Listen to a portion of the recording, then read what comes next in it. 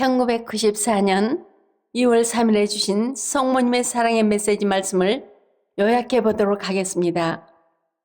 오후 2시 30분경 전 머리에서부터 발끝까지 극심한 고통을 받고 있었습니다. 그 고통을 주님께 온전히 봉헌하며 성모님께서 며칠 전에 주셨던 사랑의 메시지 말씀을 생각하며 깊은 묵상에 잠겨 있었습니다. 얼마나 지났을까?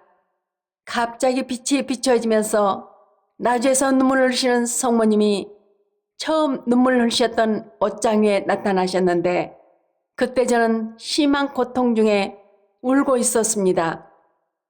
어렴풋이 보이는 성모님은 살아계신 모습으로 점점 커지면서 아래로 내려오셨습니다.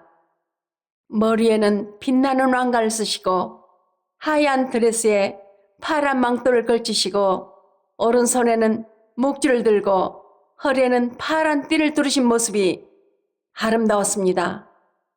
성모님께서는 고통 중에 있는 저에게 따뜻하고 다정스럽게 그러나 조금은 안타깝게 말씀하셨습니다. 지극히 사랑하는 세상의 모든 자녀들아, 지금 세계 각처에서 일어나는 여러 가지 사고를 우발적 사고라 생각하지 말고 어서 깨어나 하나님의 진노를 막아야 한다. 예전에도 말했거니와 지금 자연 질서가 깨어지고 전복이 빈번하게 일어나고 있다.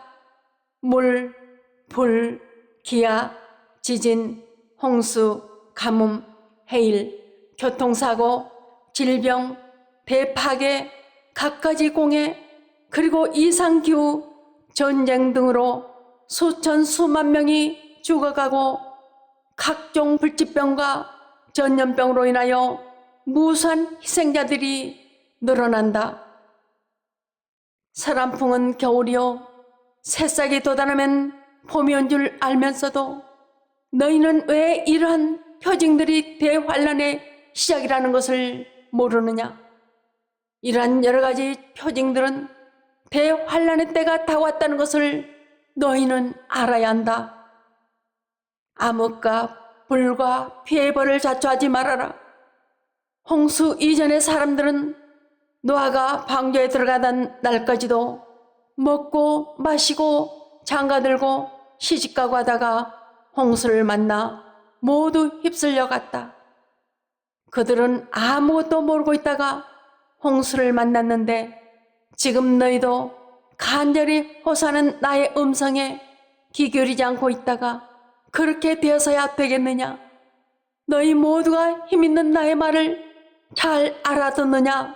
배차가 나에 따라서 새로운 성령 강림의 때와 정화의 때가 빨라질 수도 늦춰질 수 있으니 어서 순수한 아기가 되어 엄마의 말을 듣고 달려오너라.